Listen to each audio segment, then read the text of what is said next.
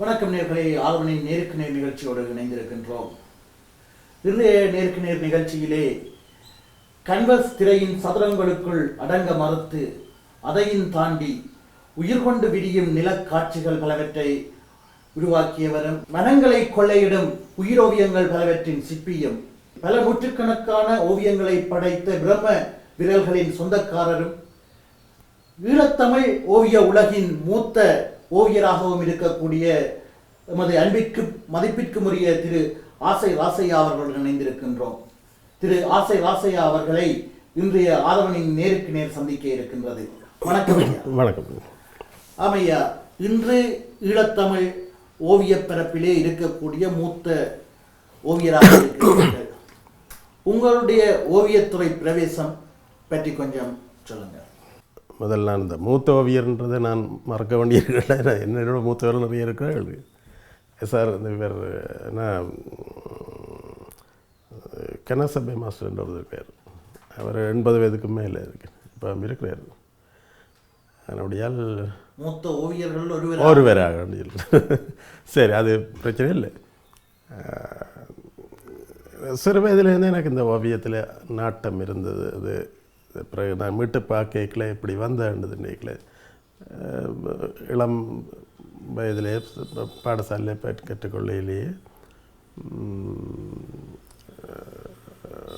எல்லா ஸ்டூடெண்ட்ஸையும் விட நான் கொஞ்சம் கூடுதலாக அதில் கொஞ்சம் அக்கறைப்பட்டு நிறைய மார்க்ஸும் எடுத்திருக்கிறது இல்லை. அப்போ அது இயல்பாக சொல்வது இயல்பூக்கமாக இருக்கலாம். அது இப்போ அதை தொடர்ந்து பிறகு நான் படிக்கலே நான் சிங்காரமண்டன் ஒரு ஆர்டிஸ்ட் இருந்தவர். அவர் இந்தியாவிலே அந்த சினிமா ஃபீல்டில் இருந்தவர், ஹெச்வியிலே சேர்ந்தவர். என்னோட பிறந்த ஊரும் ஹெச்வியில் தான். அவர்கிட்ட அந்த வாட்டர் கலர் எப்படி செய்கிறன்றது அவரோட தான் நம்ம முதல் கேட்டுக்கொண்டது. என்னோட ஃபர்ஸ்ட் குரு உண்டு என்னோட அம்மா தான். அம்மா ஒரு தையல் என்னென்னு சொல்வது, தையல் தான் நான் வாண்டு தையல் கலையில். அது ஹெச்வேலியை பொறுத்தவரை ஒரு கிராமப்புறம், உங்களுக்கு தெரிஞ்சிருக்குமா தையல். அதான் சரி. அப்போ யாரிடையும் கற்றுக்கொள்ள தையல் தானே அவள் இயல்பாகவே கற்றுக்கொண்டது. நான் நினைக்கிறேன் அந்த இயல்பூக்கம் அந்த இது தான் அந்த தூண்டல், அந்த இது நான் அந்த சூழலில் வளர்ந்தான். அதுபடியால் அது இயல்பாக என்ன ஒட்டி கொண்டது எனக்கு தெரியலை. அது ஃபர்ஸ்ட் குரு வண்டா அவள் தான் அம்மா தான் நான் செய்வேன். சிங்காரம் என்னுடைய அடுத்த குரு. வாட்டர் கலரை கையாளுறது இப்படின்றதை முதல் அனுபவம் அது கூட தான் பெற்றுக்கொண்டேன். அது பிறகு ஓஎல் எடுத்த பிறகு ஓஎல்லில் இந்த ஜாமெட்ரிக்கல் மெக்கானிக்கல் ட்ராயிங் கொண்ட ஒரு பாடம் எடுத்தேன். அதில் எனக்கு டிஸ்டிங்ஷன் கிடைச்சது. ஆனால் ஆர்ட்டில் கிரெடிட் பாடம் தான் கிடைச்சது. அப்போ எல்லோரும் அட்வைஸ் பண்ணிக்கிறோம், இது ஆர்கிடெக்ட் படிக்க விடலாமல் ரெண்டு மாதிரி. அப்போ எத்தனையோ போராட்டங்கள் மத்தியிலே நான் ஓவியத்துறையிலே புகுவதாக தீர்மானித்து கொண்டேன். அப்போ நான் கொழம்பில் சிலோன்லேயே ஒரே ஒரு ஸ்கூல் தான் இருந்தது, ஸ்கூல் ஆஃப் ஃபைன் ஆர்ட்ஸ் கொழம்பில். அப்போ நான் செய்கிறேக்கில் அது college of art and crafts என்ற பேரோடு இயங்கி கொண்டிருந்தது. தற்சமயம் அது யூனிவர்சிட்டியாக இயங்குது, university of visual art and performing arts centre. So அதுக்கு என்ட்ரன்ஸ் எக்ஸாம் எழுதி செலக்டட் ஆகி பிறகு இன்டர்வியூ வச்சு தான் நடத்தும். ஸோ இது என்னுடைய அந்த கலை உலகில் எடுத்து வைக்க முதல் ஸ்டெப் என்று சொல்கிறேன். பொதுவாக உங்களுக்கு தெரியும், சமூக பின்னணியை பொறுத்தவரையிலே அந்த கலைத்துறை, குறிப்பாக ஓவியத்துறை போன்றவர்களே பெரிதாக ஊக்கப்படுத்துவது குறைவு என்ற ஒரு விமர்சனம் இருக்கின்றது. உங்களுடைய துறை, உங்களுடைய விருப்பத்தை இந்த துறையிலே நீங்கள் தெரிவித்த போது உங்களுடைய குடும்பத்தினருடைய உற்சாகப்படுத்தினார்களா? அது எவ்வாறு இருந்தது? இல்லை, நான் ஏற்கனவே நான் குறிப்பிட்டதில்லை, கஷ்டம்தான் அது. அது சித்திரப்பாடம் என்றால் அது என்ன வகுப்புகளில் கூட ஸ்கூல்ஸில் கூட ஒரு பாடம் அவனுக்கு வர இடம் சித்திரப்பாடத்துக்கு வர்ற அவனை என்று விடுவான். அவ்வளவுக்கு அதனுடைய அந்த பெருமதியை உணராத நிலையில் தான் மக்கள். சரி, இன்று வரை கூட அப்படி தான் இருக்கிறதாக கேள்விப்படுறேன். ஓரளவுக்கு இப்போ யூனிவர்சிட்டி அது டிகிரி கோர்ஸ் ஆக்கின பிறகு கொஞ்சம் ஒரு மாற்றம் ஏற்பட்டிருக்கு. அதுவும் உளமான மாற்றமாக எதிர்கொள்ள முடியாது. ஏனென்றால் ஒரு டிகிரி எந்த மகன் ஒரு டிகிரி ஹோல்டராக வர்றானுண்டாக்காக விடுறாங்க. மற்ற பாடங்கள் செய்ய முடியாது, இதுக்கெல்லாம் போயிட்டு அதுதான் இன்வால்வ்டாக செய்கிற ஸ்டூடெண்ட்ஸ் மிக குறைவாக தான் இருக்கு. உங்களுடைய ஓவியத்துறையிலே உங்களை பாதித்த ஒருவரை அல்லது பாதிப்பை ஏற்படுத்தியவர்களை சொல்ல முடியுமா? அது ஒருவர் மட்டுமில்லை, நிறைய இருக்குது. ஃபஸ்ட் டைம் முதல் முறையாக நான் கல்லூரி கல்வியை தொடர்பாக புகுந்த பொழுது அநேகமாக சிங்கள போதனாசிரியர்கள் தான் எங்களுக்கு குருவாக அமைந்தவர்கள். அப்போ மொழி பிரச்சனையாக இருந்தது. எனக்கு தமிழை தவிர ஆங்கிலம் அவ்வளவு தெரியாது, ஒரு மாதிரி சமாளிக்கக்கூடிய இருந்தது. ஆனால் நான் காலேஜ் ஆஃப் ஃபைன் ஆர்ட்ஸில் கற்றுக்கொண்டதை விட சுயமாக தேடி கற்றுக்கொண்டது தான் எனக்கு அதிகமாக இருக்குது. அப்போ எனக்கு அது கை கொடுத்தது கிளம்பு ஆர்ட் கேலரி இருக்குது. அதை அடிக்கடி அங்கே நிற்பேன் நான். அதில் அந்த பழைய பெயிண்டர்ஸ், ஓல்டு மாஸ்டர்ஸ்ன்ற பெயிண்டிங்ஸ் எல்லாம் காட்சிக்கு வைக்கப்பட்டிருக்கு. அப்போ என்ன முதல் பாதித்த ஒரு கலைஞனண்டா ஏசிஜி சமரசேகர கேட் முதலியார். அவருடைய லைட் அண்ட் ஷேட் இதெல்லாம் வந்து எனக்கு அற்புதமாக இருந்தது. இந்த படைப்பில் அவருடைய பாதிப்பு தானது. என்னுடைய ஆரம்ப ஒர்க் முழுக்க அவற்றை பாதிப்பால் படைக்கப்பட்டது தான் நிறைய இருக்குது. அப்போ அதை இந்த நுண்கலை கல்லூரியின் ஆரம்பகர்த்தா ஜேடிஏ பெரேரா அவருடைய படைப்புகள் அந்த காட்சி கூடத்தில் பார்த்துருக்கிறது. நிறைய போர்ட்ரேட் செய்திருக்கிறார். அதே போல் டேவிட் பெயிண்டர் அவர் தான் அந்த second principal of school of fine arts. David painter style இன்னொரு பரிமாணம். அப்படி ஸ்டான்லி அபேசிங் அவற்றை பீரியடில் நான் அங்கே நுழைகிறேன் கல்வியேற்றதுக்கு. இப்படியாக இப்போ இந்த ஆயில் பெயிண்ட்ஸ் எண்ணெய் வர்ண ஓவியம் பொறுத்தவரை எனக்கு யாரும் குருன்னு சொல்கிறதில்லை, மானசீக குரு தான் இருக்கிறேன். ஆனால் ப்ராக்டிக்கலாக எனக்கு செய்து காட்ட யாரும் இல்லை. நானாகவே பெயிண்ட்ஸை வாங்கி நானாகவே சுயமாகவே நான் செய்து பழகித்தான் இன்றைக்கு உலகம் போற்றக்கூடிய அளவுக்கு இந்த இடத்துக்கு வந்திருக்கிறேன். நீங்கள் சொல்லியிருந்தீர்கள் ஏஜி.சி.எஸ். சமரசேகர் மற்றும் டேவிட் போன்றவர்களுடைய ஓவியங்கள் உங்களுக்கு தாக்கத்தை ஏற்படுத்தியதாக. அதே போன்று தமிழ் ஓவியர்கள் யாராவது உங்களை தாக்கத்தை ஏற்படுத்தினார்களா அல்லது இப்போது கவனத்தை ஈர்க்கும் வகையில் இருக்கின்றார்களா? ஓவியர்கள் பொறுத்தவரை ஒவ்வொருவருடைய உள்ள அந்த சில ப்ளஸ் பாயிண்ட்ஸ், சில இண்டிவிஜுவல் ஸ்டைல்ஸ் எங்களை கவரும். அது எல்லா ஓவியருடைய படைப்புகளையும் அப்படித்தான் நான் கவனிக்கிறேன். இவர் குறைவாக அவர் கூட என்று சொல்கிறதுல அர்த்தமே இல்லை. ஆனால் ஒருவருடைய தனிப்பட்ட பாணியை நான் ரசிக்கக்கூடிய இருக்குது. தமிழ் ஓவியர் என்று பெருசாக குறிப்பிட்டு சொல்லக்கூடிய இந்த துறையில் வளர்ச்சி அடைந்த நிலையில் அன்று இருக்கவில்லை. இன்று நிறைய பேர் கொண்டு இருக்கார்கள். அது கொஞ்சம் ஆரோக்கியமாக இருக்குது. எஸ்ஆர்கே தான் அந்த எஸ்ஆர் கனகசபை என்ற சித்துப்பிரார் இருந்த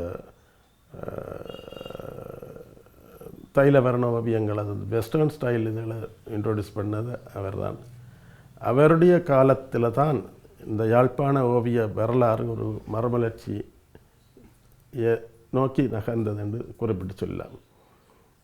ஸோ அதை தொடர்ந்து ஓவியர் மார்க் மாஸ்டர் பாணி அதுக்குள்ள கையாள இருக்கல இன்னொரு முறையான நவீன போகக்கூடிய சிந்தனை இதழ் ஸ்டைல்கள் கைவரப்பெற்றது. ஓவியர் எஸ்கேசியினுடைய காலத்திலே ஒரு மறுமலர்ச்சி ஏற்பட்டதாக சொல்லியிருந்தீர்கள். இருந்தாலும் இங்கே இருக்கின்ற ஏனைய துறைகள், நாட்டியம், நாடகம் போன்ற துறைகளோடு ஒப்பிடுகின்ற பொழுது ஓவியத்துறையினுடைய செல்வாக்கு சற்று குறைந்ததான ஒரு தோற்றப்பாடு இருக்கின்றது.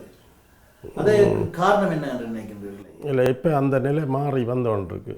இப்போ அப்படி சொல்ல முடியாது. ஏன்னா நிறைய நவீன சிந்தனை போகக்கூடிய கலைஞர்கள் நிறைய வந்து கொண்டிருக்கார்கள். ஓவியர் சனாதனன் போன்ற ஆக்கள் இருக்கிறார்கள். மண்ணில் குறிப்பிட்டு சொல்லக்கூடியவர்கள். அதனுடைய அப்படி சொல்கிறதுக்கு இல்லை. கடந்த காலங்களிலே ஒரு போர்ச்சூழல் மிகுந்த காலத்தில் நீங்கள் இங்கே வாழ்ந்திருக்கிறீர்கள். இந்த இங்கே நடைபெற்ற போராட்டத்தை எடுத்து நோக்கும்போது அங்கே போராட்ட காலத்திலே கவிதைகள், இலக்கியங்கள், பாடல்கள் எல்லாம் ஒரு ஆதிக்கம் செலுத்தி இருக்கின்றன. அந்த அளவிற்கு ஓவியத்திலே ஏதாவது தாக்கத்தை செலுத்தும் வகையில் ஓவியங்கள் செல்வாக்கு செலுத்தி இருக்கின்றன ஐயா? நிறைய இருக்குது. இப்போ எங்களை பொறுத்தவரை சுதந்திரமாக படைக்க முடியாத ஒரு கட்டுப்பாட்ட நிலையில் தான் நாங்கள் அந்த சூழலில் வாழ்ந்துருக்கிறோம். அதனுடைய முழுமையாக நாங்கள் அதையொட்டிய படைப்புகளை படைக்க முடியாத நிலை தான் காணப்படுகிறது. இருந்து நான் சில குறிப்பிட்ட இதுகள் சில ஒர்க்குகள் செய்திருக்கிறேன். அந்த எவ்வாறான அந்த போர்க்காலத்திலே உங்களை பாதித்த சம்பவங்களை வைத்து எவ்வாறான ஓவியங்களை நீங்கள் தீட்டியிருக்கிறீங்க? சில ஓவியங்களை தீட்டியிருப்பதாக சொல்லி ஒரு கட்டத்தில் அதிகமாக யங்ஸ்டர்ஸ் சுட்டு கொல்லப்படுவதும் காணாமல் போகிறதும் அல்லது வேறு வழியில் அது சமூகத்தை விட்டு இல்லாமல் போகிற கட்டம் ஏற்படுது. அப்போ கடைசியாக மிஞ்சுறது வயது போனது கிளாடுகள் பெண்கள் தான் கூடுதலாக மிஞ்சுது. அப்போ இந்த பெண்களுடைய தோல்வி அந்த சுமை வாழ்க்கையை கொண்டு செலுத்துகிற அந்த சுமை சுமத்தப்படுகிறது. அது விரும்பியோ விரும்பாமலோ அவர்களுடைய தோல்வியை சுமத்தப்படுகிறது. ஸோ அதை வச்சுக்கொண்டு ஒரு பெயிண்டிங் செய்திருக்கேன். அது கொஞ்சம் எனக்கு நல்லா பிடிச்சது. அநேகமான ஆக்களுடைய இதை பாதிப்பை ஏற்படுத்தினேன். மற்றது இன்னொன்று அதை வச்சு வேறு சில பெயிண்டிங்ஸ் செய்திருக்கிறேன். இந்த பொதுவாக இந்த நவீன ஓவியம் அடுத்தது அவருடைய நவீன ஓவியம் பற்றி பல்வேறு கருத்துக்கள் சொல்லப்படுகின்றது ஐயா. இந்த நவீன ஓவியம் தொடர்பிலே உங்களுடைய கருத்து என்னவாக இருக்கின்றது? நான் நினைக்கிறேன் நவீனம் என்று சொல்லவே இருக்கல. முதல் பாரம்பரியமாக இருந்து கொண்டிருக்கிற அந்த ஓவிய முறைமையை விட்டு சற்று மாறுபட்டு செய்யக்கூடிய நவீன ஓவியம் என்று அழைக்கப்படுகிறது. ஆனால் என்னை பொறுத்தவரை ஆர்டிஸ்ட் யார், ஓவியனண்டா யார், ஒரு கலைஞனண்டா யாருன்னு, நான் ஓவியனண்டா மட்டுமில்லை ஒரு கலைஞனண்டா யார் என்ற கருத்தை புரிந்து கொண்டால் தான் நாங்கள் அதுக்குள்ளே போகலாம்.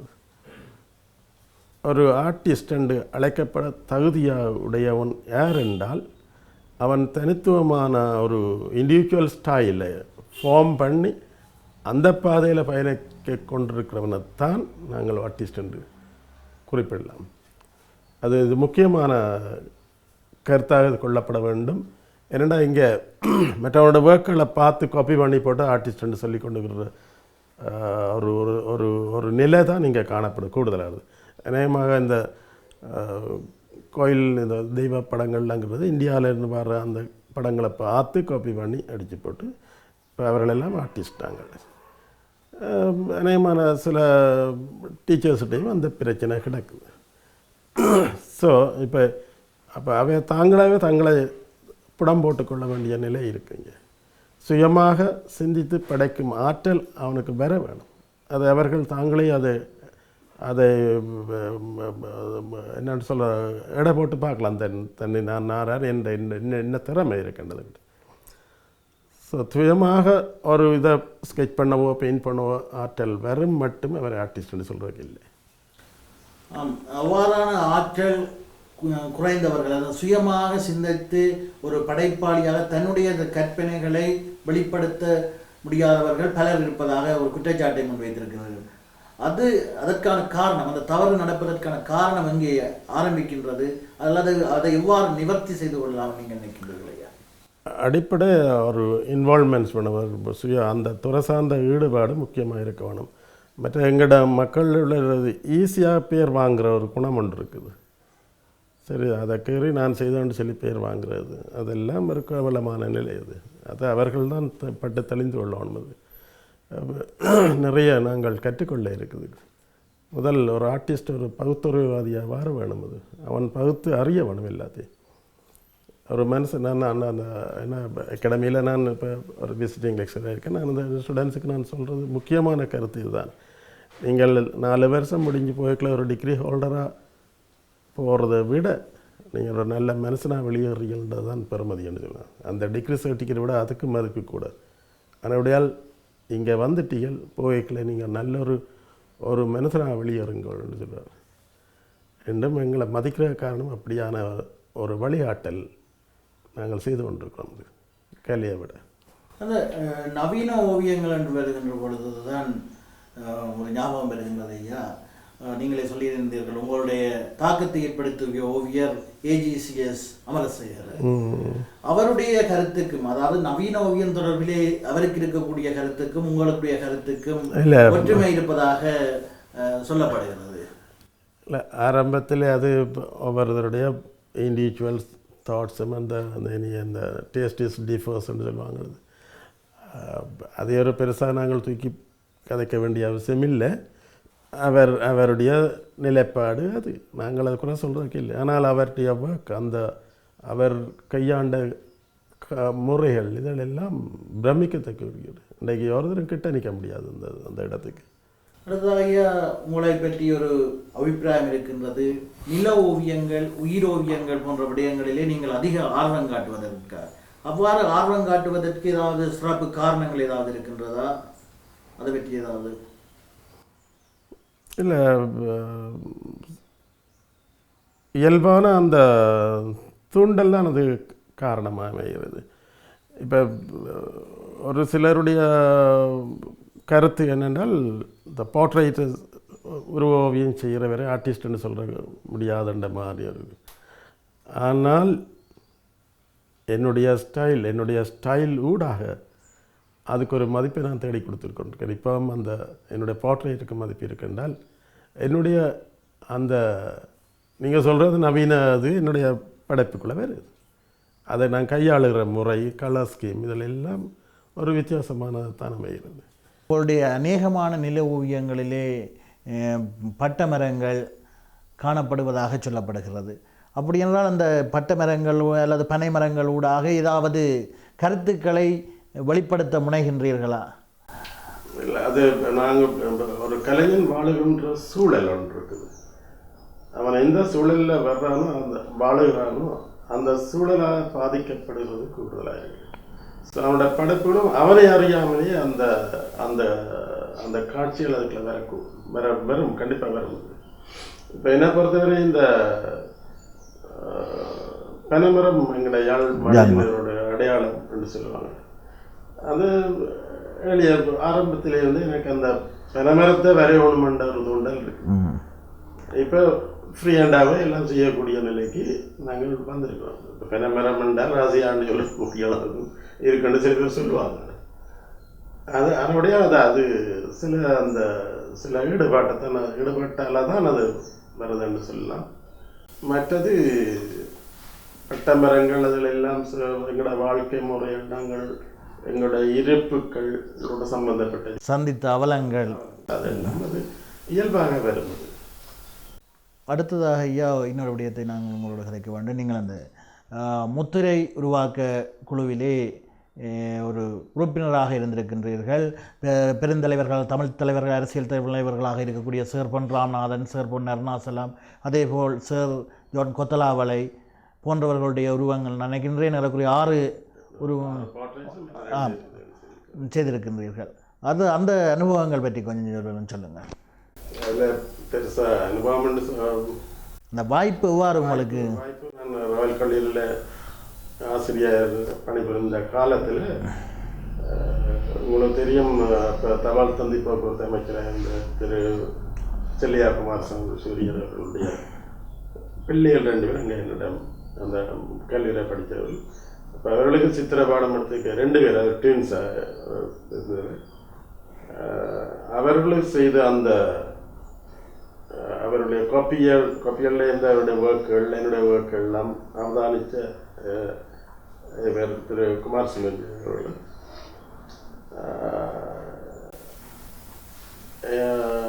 என்னை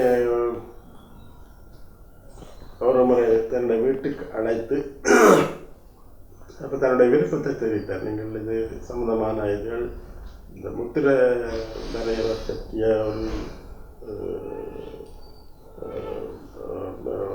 முத்திரைகள் வரைய வேண்டிய தேவை இருக்குது எங்களுக்கு, உங்களால் அதை செய்ய முடியுமான்னு.